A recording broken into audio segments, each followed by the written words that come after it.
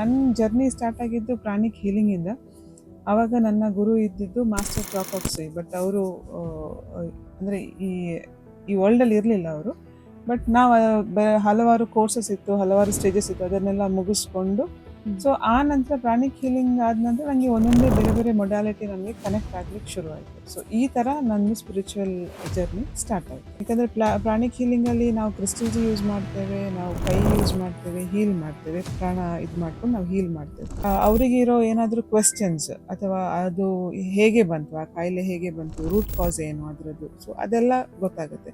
So ಎರಡು pranic healing ಮತ್ತು pendulum ನಾನು ಕಂಬೈನ್ ಮಾಡ್ಕೊಂಡು ನಾನು ಹೀಲ್ ಮಾಡಿದ್ರೆ ನನಗೆ ರಿಸಲ್ಟ್ ಫಾಸ್ಟ್ ಬರ್ಲಿಕ್ಕೆ ಶುರು ಆಯಿತು. ಅಂದರೆ ನನ್ನ ಪೇಷಂಟಿಗೆ ರಿಸಲ್ಟ್ ಫಾಸ್ಟ್ ಬರ್ಲಿಕ್ಕೆ ಶುರು ಆಯಿತು.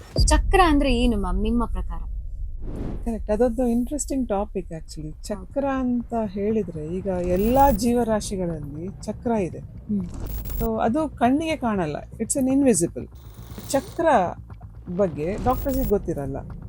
ಸೊ ಚಕ್ರ ಏನಂದರೆ ನಾವು ಪುರಾಣಗಳನ್ನು ನೋಡ್ಲಿಕ್ಕೆ ಹೋದರೆ, ನಮ್ಮ ಹಿಸ್ಟ್ರಿ ಎಲ್ಲ ನೋಡ್ಲಿಕ್ಕೆ ಹೋದರೆ, ಆಗ ಋಷಿಮುನಿಗಳೆಲ್ಲ ಧ್ಯಾನ ಮಾಡ್ತಾ ಇದ್ರು. ಧ್ಯಾನ ಮಾಡಿ ಚಕ್ರಗಳನ್ನು ಆಕ್ಟಿವೇಟ್ ಮಾಡ್ತಾ ಇದ್ರು, ಕುಂಡಲಿನಿ ಜಾಗೃತ ಮಾಡ್ತಾ ಇದ್ರು. ಚಕ್ರಗಳು ಅದರಲ್ಲಿ ಪ್ರತಿಯೊಂದು ಚಕ್ರದಲ್ಲಿ ಇಮೋಷನ್ಸ್ ಕೂಡ ಅಟ್ಯಾಚ್ ಆಗಿರ್ತದೆ. ಸೊ ಆ ಇಮೋಷನ್ಸ್ನ ಅದೂ ಚಕ್ರದ ಮೇಲೆ ಇಂಪ್ಯಾಕ್ಟ್ ಆಗುತ್ತೆ.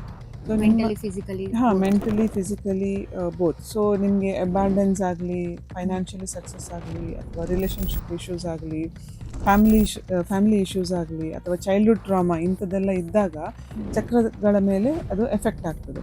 ಸೊ ಆ ನಂತರ ಅದನ್ನು ಹೇಗೆ ನಾವು ಚಕ್ರಗಳನ್ನು ಸರಿ ಹೇಗೆ ಮಾಡೋದು, ಸೊ ಅದೊಂದು ತೃಪ್ತಿ ನನಗೆ ಇತ್ತು. ನಾನು ಮಾಡೋ ಸೇವೆಯಲ್ಲಿ ಬಂದಿರೋ ನನ್ನ ಕ್ಲೈಂಟ್ಸಿಗೆ, ನನ್ನ ಪೇಷಂಟಿಗೆ ರಿಸಲ್ಟ್ ಪಕ್ಕ ಬರ್ತಾ ಇದೆಯಲ್ಲ ಅಂತ ಹೇಳಿ, ಅದು ಗುರುಗಳ ಆಶೀರ್ವಾದದಿಂದ ಅದನ್ನು ನನಗೆ ಕ್ಲಾರಿಫೈ ಆಯಿತು. ಸೊ ಅದೇ ಸೇವೆನ ನಾನು ಮುಂದೆ ಮಾಡ್ತಾ ಹೋಗ್ತಾ ಇದ್ದೇನೆ.